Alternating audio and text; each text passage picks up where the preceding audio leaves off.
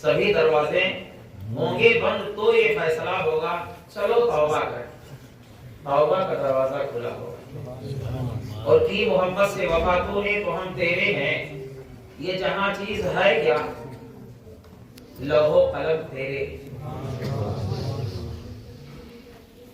معزز علماء، عوام اہل سنت، طالبان علوم نبوت،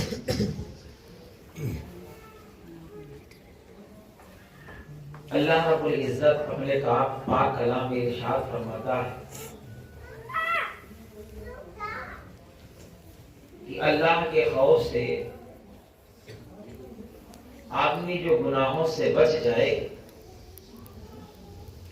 تو بس آخرت میں اسی کا ٹھکانہ جنت ہے۔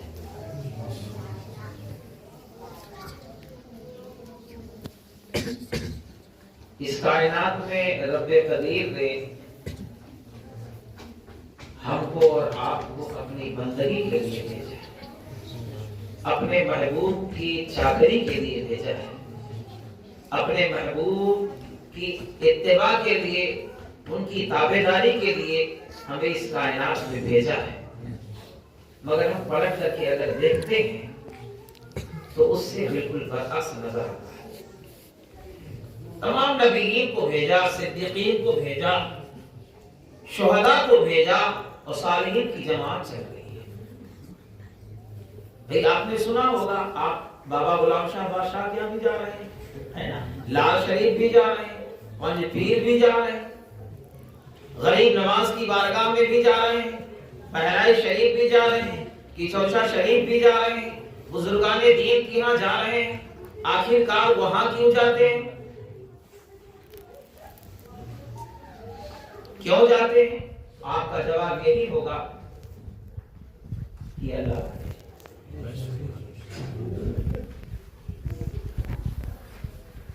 تو وہاں جا کر کے ہم کو تو ان سے یہ بھیک مانگنی چاہیے، سرکار نظر رحمت فرماؤ، نبی کا سچا غلام ہو جاؤں۔ یہ پیران اعظام جو آئے ہیں، صالحین بندے آئے ہیں، علماء ربانیین آئے ہیں، یہ بھی وہی پیغام پہنچا رہے ہیں، رب کو واحد خدا مانو، کسی دوسرے کی پوجا مت کرو، عقیدے توحید کو مضبوط بنا لو، نبی کے دہلیز پر آ جاؤ، اپنی قسمتوں کو سنوار لو، جو نبی کا غلام ہوگا وہی قوم کا امام ہوگا، زیور علم سے آراستہ ہو جاؤ اور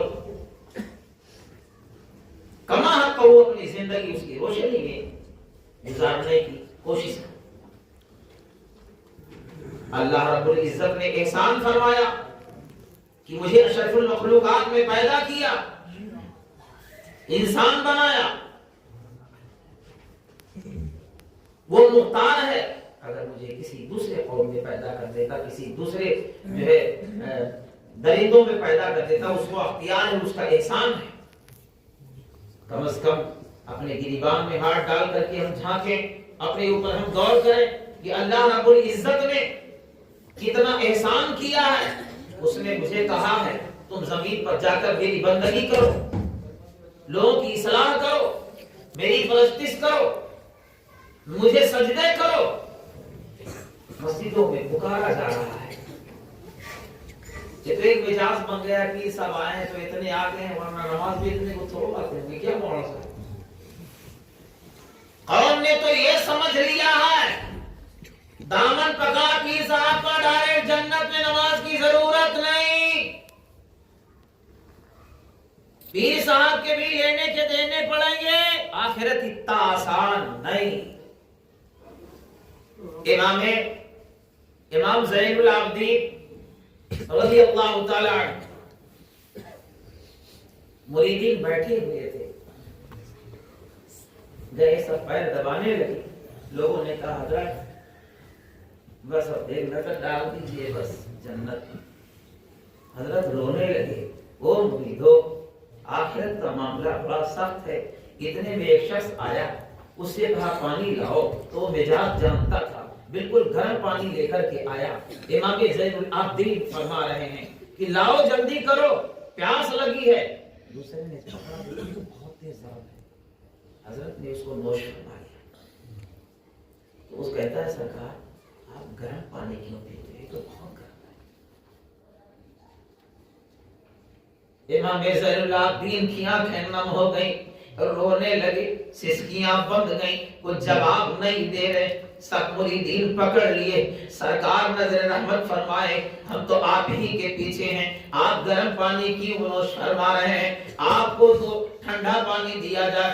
آپ فرماتے ہیں میں گرم پانی اس لیے پیتا ہوں چونکہ ٹھنڈا پانی پینے کے بعد دل کو سکون ملتا ہے، قرار ملتا ہے، چین آتا ہے، تو کہیں آخرت میں اس سکون کی بنیاد پر پکڑ نہ لیا جاؤں۔ حالانکہ آپ کو معلوم ہے اگر سادات رب کے نزدیک وہ سید ہیں، فاطمی ہیں، تو میرا یہ کہنا ہے نہ عذاب ہے نہ عتاب ہے، مگر خشیت یزدی اس طرح سے ہے کہ گرم پانی پیا جا رہا ہے۔ اے میری قوم، آج میرے دامن کو پکڑ کر کے دو بے خوف ہو گئی ہے، اگر صوم و صلاۃ کا پابند ہو جا، پیر کا ہوا ہے تو جناب پابند ہو جاؤ، رب کی بارگاہ میں اپنے سروں کو جھکا دو۔ آپ جب مرید ہو گئے ہو تو دائرے میں آ چکے ہو، آپ پر قانون نافذ ہو گئے ہیں، آپ نے وعدہ کیا ہے مرید ہونے کے وقت میں صوم و صلاۃ کی پابندی کروں گا، میں بدعقیدوں سے دور رہوں گا، میں حرام کو حرام سمجھا کروں گا، حلال کو حلال سمجھا کروں گا۔ مگر مرید ہونے کے بعد پیر صاحب ایسے ماشاءاللہ آتے ہیں جھولا چھاپ کہ وہ لیے جھولا چل رہے ہیں، چاہے 10 انگوٹھی پہنو، چاہے نماز پڑھو یا نہ پڑھو۔ ہم تو وہ ڈگر بھول گئے، اصل تو مجھے علماء ربانیین کو پکڑنا چاہیے۔ اگر عالم کے قریب رہو گے تو کفر و شرک سے بچ جاؤ۔ وہی عالم اچھا پیر ہے، بغیر علم کی اللہ اپنا دوست نہیں بناتا۔ میں حاضر ہوا ہوں، اگر صرف مرید کر کے اور یہاں سے چلا جاتا ہوں اور آپ کی آخرت کی فکر نہیں رکھتا ہوں تو میں بھی صحیح چمچا نہیں۔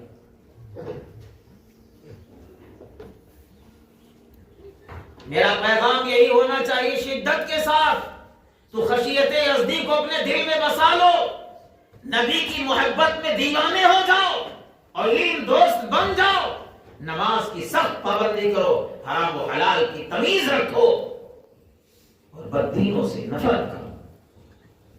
آخرت کا معاملہ بڑا سخت ہے، اللہ بڑا قریب ہے، غلطیاں ہوتی ہیں، رب کی بارگاہ میں توبہ کرو اور بزرگان دین کے اقوال اور ان کے افعال، ان کے حالات زندگی کی پیروی کرو۔ وہ کیسے چلتے تھے، کیسے کھاتے تھے، کیسے گفتگو کرتے تھے، کیسے ان کی شب گزرتی تھی، کیسے ان کا دن گزرتا تھا، اسی سانچے میں ڈھلتے چلے جاؤ۔ میرے آقا تو وہاں پکڑیے، میرے آقا تو وہاں ارے میرے آقا تو پوری زندگی تیری فکر میں ہے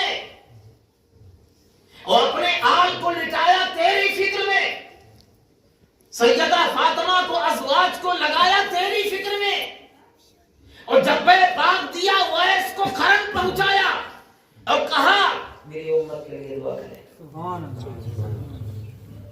میری امت کے لیے دعا کر۔ یہاں ایک جماعت ہے وہ خبیث کہتے ہیں نہیں نہیں نہیں،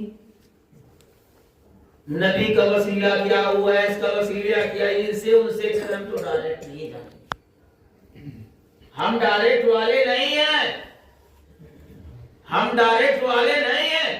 اللہ نے مجھے کہا ہے تم میری جانب وسیلہ ڈھونڈو، تم میری جانب وسیلہ ڈھونڈو۔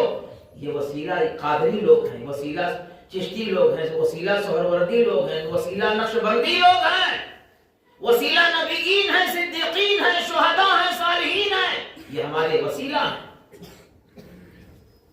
آپ اپنے زندگی کو سنوارنے کے لیے اور بندگی کو سنوارنے کے لیے علماء کے قریب جاؤ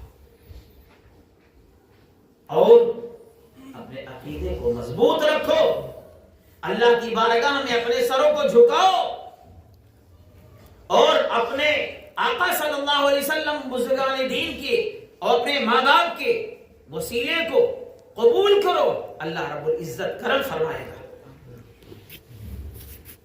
بزرگان دین نے بڑی محتاط اپنی زندگی گزاری ہے، بڑی محتاط زندگی گزاری ہے. انہوں نے اپنے نفس پر آگ لگا دیا ہے، ہر خواہش کو مٹا دیا ہے، تمام تمناؤں کو، آرزوؤں کو خاک میں مٹا دیا ہے، اور صرف رب کی رضا کے لیے اپنی زندگی وہ گزارتے رہے. آپ لوگ بارہا بزرگان دین کے اقوال کو، ان کے افعال کو علماء کی زبانی سنا کرتے ہیں. یہ زندگی فانی ہے، یہ چند دن کی زندگی ہے. اللہ رب العزت ضرور بلائے گا. منہا وہ کل نفس ذائقۃ الموت، ہمیں موت کا مزہ چکھنا پڑے گا، اور رب کے روبرو اس وقت روبرو اپنے کھڑا کرے گا اور پوچھے گا تجھے میں نے عقل بھی دی تھی، تو بالغ بھی تھا، تو نے فرائض کیوں نہیں ادا کیا؟ اور رب کے روبرو کھڑا ہونا یہ کوئی آسان بات نہیں جناب، آسان نہیں. ہم اگر 4 وقت کی نماز پڑھتے ہیں تو فخر کرتے ہیں. آج تو کعبہ شریف میں مرمر لگ چکا ہے نا، سنگ مرمر. کل یہ کچی زمین تھی، لوگ حج کرنے کے لیے گئے تھے. کیا دیکھا، ایک 20 سالہ نوجوان لڑکا ایسا صحن کعبہ میں سر کو رکھ کر کے بلک بلک کے رو رہا ہے، اور میرے مالک معاف فرما دے، بڑا پاپی ہوں، بڑا گنہگار ہوں، بڑا عاصی ہوں، اے مولا تو نہ کرم کرے گا تو کون کرم کرے گا؟ تو میرا واحد خدا ہے، اے مالک اور کوئی خدا نہیں جس سے میں بھیک مانگوں، اپنے پاپ کی معافی طلب کر لوں، اپنی عصیاں کی معافی طلب کر لوں. اے میرے معبود مجھے معاف کر دے، اگر معاف نہ ہو مالک تو مجھے قیامت پہ اندھا اٹھانا. وہ بلک بلک کے رو رہا ہے. ایک ایسے نمازی پوچھے اور پیٹھ پہ ہاتھ رکھ کے کہا بیٹے صبر کرو، بیٹے ذرا رک جاؤ، وہ بڑا کریم ہے، بڑا غفار ہے، معاف کر دے گا. چاروں طرف سے ایسے بھیڑ لگ گئی ہے، لوگ دیکھ رہے ہیں یہ کیسا انسان ہے. زمین 3 فٹ میں بھیگ چکی ہے، آنسوؤں سے بھیگ چکی ہے، تب ہو گئی ہے. اتنا وہ رو رہا ہے کہ کون اتنا بڑا پاپ کرنے والا آ گیا، اس قدر رو رہا ہے ساون بھادو نہ برس سکے ایسے جیسے یہ برس رہا ہے. ان کو اٹھایا گیا، اور جب اٹھایا تو کیا دیکھ رہے ہیں؟ جب چہرے پر نظر پڑی تو سنو سنو، وہ تمہارا پیران پیر عبد القادر دستگیر تھا. خشیت یزدی کا یہ عالم جو یہ کہتا ہے رب نے مجھ سے وعدہ کیا ہے قیامت تک تیرے سلسلے میں داخل ہونے والوں کو عبد القادر اس وقت تک کہ میں موت نہیں دوں گا جب تک وہ توبہ نہ کرے. وہ رو رہا ہے، وہ رو رہا ہے. بزرگان دین اپنے نفسانی خواہشات سنتے ہو گئے. ابو بکر و عمر کا رونا سنا ہوگا، ان کے بارے میں معلوم ہے یہ خلفائے راشدین میں ہیں، بعد الانبیاء بالتحقیق ہیں، یہ بخشے بخشائے ہیں، یہ اشرے مبشرہ ہیں. لیکن ان کا حال دیکھو کیسا رہا ہے. بایزید بستامی روتے روتے کئی سال تک کی زندگی گزار دی، یہاں تک انہوں نے اپنے ماں کی فرما برداری بعد نصیحت ایسی کی ہے. میں ان نوجوانوں کو خطاب کروں گا جو اچھے طریقے سے امام کے پاس بیٹھتے ہیں، مساجد میں سجدہ کرتے رہتے ہیں، لیکن مائیں بلک رہی ہے، ان کو سہارا نہیں لگ رہے ہیں. بہترین پیر پرستی وہ ہے تو اپنے بوڑھے ماں باپ کو سنبھال لے. پیر پرستی وہ ہے پیر صاحب کے پیر دبائے، ہاتھ دبائے، پیر صاحب راضی ہوئے کہ جنت کا ٹکٹ نہیں. اللہ نے تیرے لیے جنت کو اتنا سستا کر دیا، تیری ماں کے قدموں کے تلے کر دیا، جا ان کو راضی کر لے، پیر کی دعا قبول ہو جائے گی. جا رب کی بارگاہ میں امام کی پیچھے تو اپنے سجدے کو قبول کروا لے، غلط چیزوں سے بچ جا. پیر پرستی تو یہی سب ہے.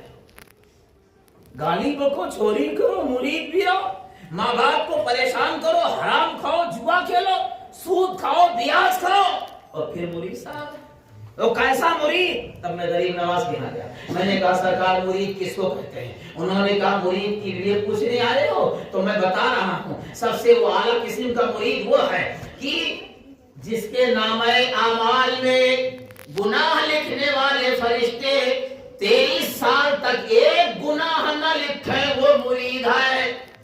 کتنا دن؟ 23 سال تک ایک گناہ نہ لکھے وہ مرید ہے. اللہ اکبر. سب لوگ سوچو ذرا دیکھو کہ ہم سے کتنے گناہ ہوتے، کتنی جھوٹ بولتے. پیارے یہ صالحین بندے آپ کے معالج بن کر کے آئے ہیں، یہ پیران نظام آپ کے ڈاکٹر بن کر کے آئے ہیں، آپ کے دل کی بیماریوں کو دور کرنے کے لیے آئے ہیں. اور جب توبہ کرو اللہ کے نزدیک تو نصیحت والی توبہ کرو. واپس اس دہلیز پر مت جاؤ، واپس اس دہلیز پر مت جاؤ.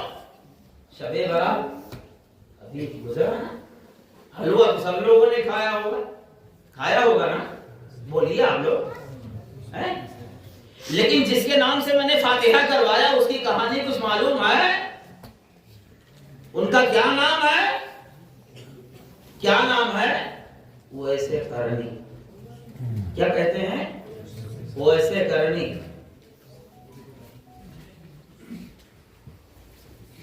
آدھی امت ان کی وجہ سے بخش دی. کتنی روایت میں بنو نذیر بنو ربیہ کے بھیڑ بکریوں کے بال کے پانا.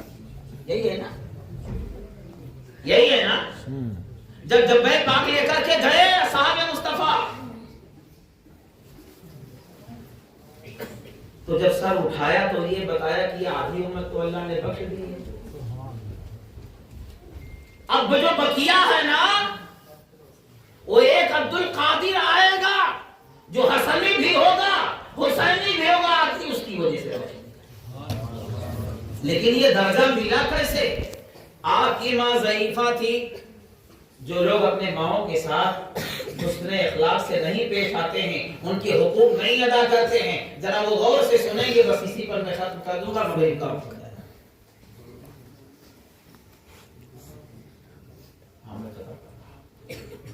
تو وہ سے رضی اللہ تعالیٰ عنہ سے قربانی کرتے تھے، اونٹ چرایا کرتے تھے، دوسرے کے غلام تھے، اور جو کچھ نوکری سے پیسہ پاتے تھے ماں کو کھلا پلا دیا کرتے تھے. اپنا جو ہے حضور کی گٹھلیاں چن کر لاتے تھے، پیس کر کے ستو بنا کر کھا لیا کرتے تھے. یہ گزارا ہوتا تھا اور ماں کی خدمت کیا کرتے تھے، ماں کی خدمت کیا کرتے تھے. اور ایک دن کا واقعہ کہ ماں کو نیند آ گئی، ماں کو نیند آ گئی اور پھر بیدار ہوئی تو آواز لگایا اویس، کہا ماں حاضر ہوں. تو پانی لے کر کے آئی. پھر نیند آ گئی. جب پھر نیند آ گئی تو گلاس لیے کھڑے رہے، سوچ رہے جگہوں کی نہ جگہوں.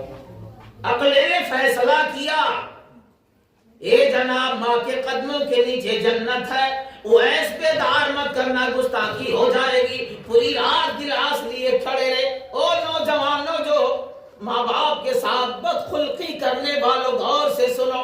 اویس کا عالم یہ تھا، پوری رات گلاس لیے کھڑے ہیں. صبح جب ان کی آنکھ کھلی پھر آواز لگائی اویس. کہا ماں سبحان اللہ، بیٹا کب آیا؟ لال کب آئے؟ کہا ماں رات میں عشاء کے بعد تم نے آواز دیا تھا، میں آیا، جب سے میں کھڑا ہوں. کہا ایسا کیوں؟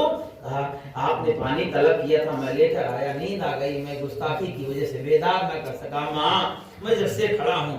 ماں تو پانی پینا بھول گئی، لال کو کلیجے سے لگایا، لال کو کلیجے سے لگایا، آسمان کے طرف چہرہ اٹھایا.